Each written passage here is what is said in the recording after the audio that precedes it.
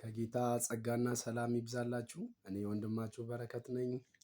እግዚአብሔር የተመሰገነ ይሁን። በመጀመሪያ ይህንን አካውንት ሰብስክራይብ በማድረግ ጀምሩ። ዛሬ በፊታችሁ የተገኘሁት አንድ መልእክት ሼር ላድርጋችሁ ብዬ ነው። መጽሐፍ እግዚአብሔርን ቃል ሳጠና አንድ ነገር በልቤ ስለከበደ ይህንን ሼር ላድርጋችሁ።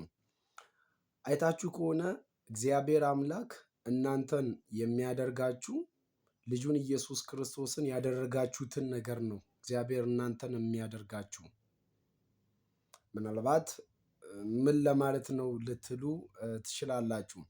እግዚአብሔር ሕይወታችሁን፣ ዘመናችሁን፣ ዘላለማችሁን ጭምር እግዚአብሔር አምላክ የሚያደርገው እናንተ ልጁን ኢየሱስ ክርስቶስን ያደረጋችሁትን ነገር ነው እግዚአብሔር እናንተን መልሶ የሚያደርገው። እግዚአብሔር ልጁን ኢየሱስን ከተቀበላችሁት እግዚአብሔር እናንተን ይቀበላችኋል። ልጁን ኢየሱስን ካከበራችሁት እግዚአብሔር እናንተን ያከብራችኋል። ልጁን ኢየሱስን ካሳያችሁት እግዚአብሔር እናንተን ያሳያችኋል። ልጁን ኢየሱስን ካደመቃችሁ እግዚአብሔር እናንተን ያደምቃችኋል። ልጁን ኢየሱስን በልባችሁ ካነገሳችሁት እግዚአብሔር አምላክ ለዘለዓለም ያነግሳችኋል። በዚህ ምድርም ይሁን በሚመጣውም ዓለም እግዚአብሔር አምላክ እናንተን የሚያደርጋችሁ ነገር ሁሉ ከልጁ ከኢየሱስ ክርስቶስ አንጻር ነው። ከልጁ ከኢየሱስ ክርስቶስ አንጻር ነው።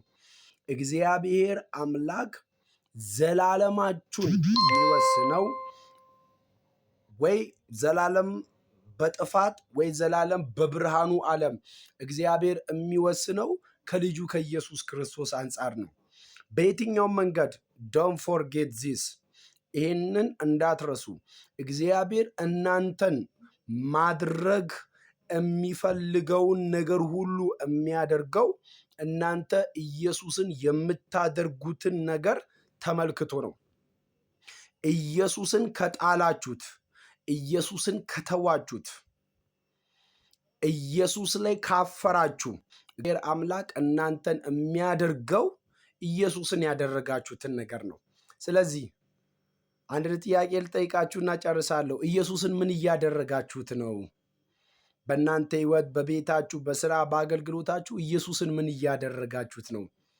አሁንም ዘላለማችሁንም ይሄ ይወስነዋል። ሻሎም፣ ወዳችኋለሁ። ለብዙዎች እንዲደርስ ሼር አድርጉልኝ። አካውንቴን ደግሞ